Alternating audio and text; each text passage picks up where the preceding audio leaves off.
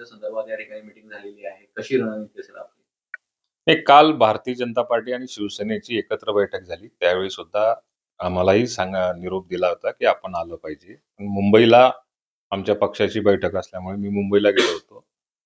आणि आमचे जिल्हाध्यक्ष अभिषेक पाटील किंवा संजय पवार यांनी त्यांच्याशी चर्चा करायचा प्रयत्न केला आणि ती चर्चा सुद्धा झाली. आमदार मंगेश चव्हाण यांच्याबरोबर. राहिला प्रश्न, की माझी चर्चा करायला पाहिजे. मी सुद्धा आमदार मंगेश चव्हाणांबरोबर मी आज बोललेलो आहे. आमच्या दोघांचीही चर्चा झाली. काही जागा जर का आम्हाला युतीमध्ये योग्य पद्धतीने एक सन्मानजनक जर का या जागा मिळत असतील, तर युतीलाच प्राधान्य द्यायचं अशा प्रदेशावरून आम्हाला सूचना आहे. दादा, काल आपले जिल्हाध्यक्ष संजय पवारांनी मंगेश चव्हाणांना 26 जागांचा प्रस्ताव दिला होता. त्यानंतर आज त्या जागांसंदर्भात तुमचं काही मंगेश चव्हाणांशी बोलणं झालंय का? किती जागांवर काही ठरतंय? नाही, आता किती जागा, काय जागा, इलेक्टिव्ह मेरिट किंवा निवडून येण्याकरता जे काही क्रायटेरिया असतात, त्याचा असलेला जनसंपर्क, आमच्याकडे असलेले कार्यकर्ते आणि त्यांच्यासोबत असलेलं समीकरण, म्हणजे त्यामध्ये त्या प्रभागाचं प्रादेशिक समीकरण बघितलं पाहिजे, बाकीच्याही गोष्टींचं समीकरण त्या ठिकाणी लावता आली पाहिजे. अशा कॅन्डिडेटची ज्यावेळेला एकमेकांसोबत चर्चा होईल, त्याच्यानंतरच आमचे कॅन्डिडेट त्या प्रभागामध्ये कसे फिट बसतात, त्यानंतरच त्याचं सिलेक्शन होईल. आणि त्या दृष्टिकोनातून ती प्रक्रिया आमची सुरू आहे. मंगेश चव्हाणांबरोबर आज जी माझी चर्चा झाली स्वतःची, त्याच्यामध्ये उद्या कदाचित आम्ही अंतिम निष्कर्षापर्यंत येऊ शकतो. तर किती जागांवर दादा आपला दावा असणार आहे? किती जागा आपल्याला अपेक्षित आहे? म्हणजे राष्ट्रवादी नाही, आमच्याकडे तर असं धरा तुम्ही, कमीत कमी 25 जागा अशा आहेत की त्या निवडून येण्याच्या पात्र आहेत किंवा चांगल्या मेरिटच्या जागा आहेत आमच्याकडे. त्यात एखाद पाऊल मागे पुढे सरकण्याची जर का वेळ आली तर मग तसं चर्चेअंतीच समजू शकतं. तडजोड 20 जागांवर होऊ शकते. नाही, तडजोड किती जागांवर करायची हा जो विषय आहे तो त्या प्रभागाची रचना कशी, त्या प्रभागाच्या रचनेवरतीच आपल्याला ते ठरवता येऊ शकतं. कदाचित त्याच्यापेक्षाही कमी करता येऊ शकतात किंवा कमी कराव्या लागल्या तर एक पाऊल मागे सरकण्याची आमची सुद्धा तयारी असणार आहे. महायुतीच निवडणूक लढणार आहे. महायुतीतला आमचा पहिला प्रयत्न असणार की महायुतीमधनं गिरीश भाऊंशी पण माझी चर्चा झाली. त्याच्यामुळे महायुतीमधनच निवडणूक लढवावी असा आमचा पहिला. अपेक्षेप्रमाणे जर जागा नाही मिळाली दादा, तर मग काय सोबडावर आपण लढणार?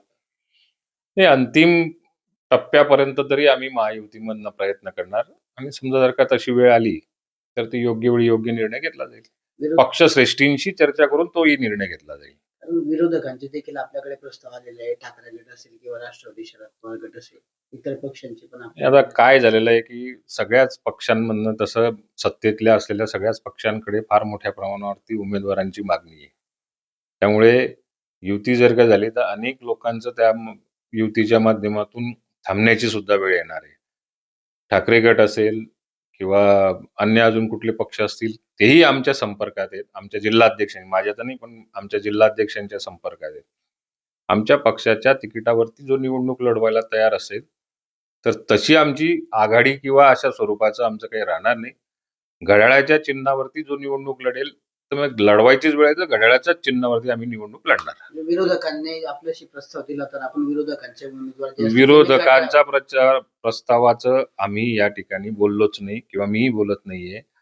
घड्याळ म्हटल्यानंतर राष्ट्रवादी काँग्रेस पक्षाच्या चिन्हावरती जे निवडणूक लढवायला तयार असतील तर आम्ही त्यांची निवडणूक करून घेऊ किंवा त्यांना उमेदवारी देऊ. काल आपण जर बघितलं तर महायुतीतला मित्र पक्ष आहे असं असताना पण भाजपने शिवसेनेने आधीच युती जाहीर करून टाकलेली आहे. आपल्याला विश्वासात घ्यायला पाहिजे. मी सुरुवातीलाच सांगितलं की त्यांचा निरोप आम्हाला होता, परंतु आमच्या जिल्हाध्यक्षांना आमची जी चर्चा झालेली होती त्या दोन्ही जिल्हाध्यक्षांची त्यांच्याशी चर्चा केल्यानंतर हे प्रत्यक्ष मंगेश चव्हाण आणि राजूमामा भोळेंशी सतत बोलतायत.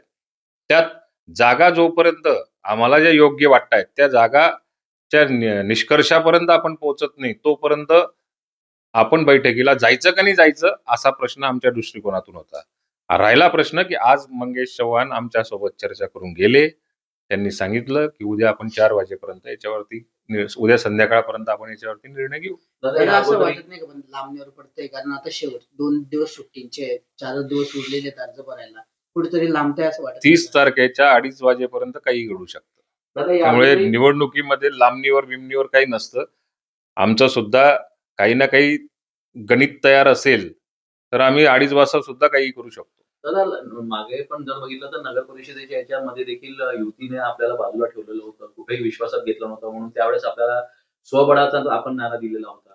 यावेळेसही तेच चित्र पाहायला मिळतंय. कुठेही तुम्हाला विश्वासात घेतला जात नाहीये. युती अगोदरच जाहीर झालेली आहे. कसं होतं याचं? नाही, नाही, नाही.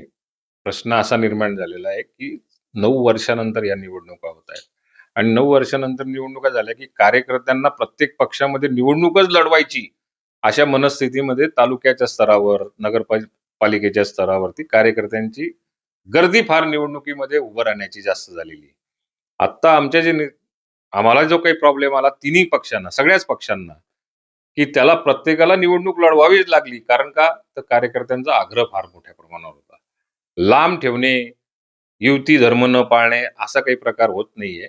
ज्या ठिकाणी स्थानिक स्तरावरती उमेदवारांची मागणी जर का उमेदवारीसाठी जास्त असेल, तर त्या पक्षाला त्या पद्धतीने निर्णय घ्यावे लागतात आणि तसे नगरपालिकेत झाले. आता राज्याच्या पातळीवरचा एक प्रश्न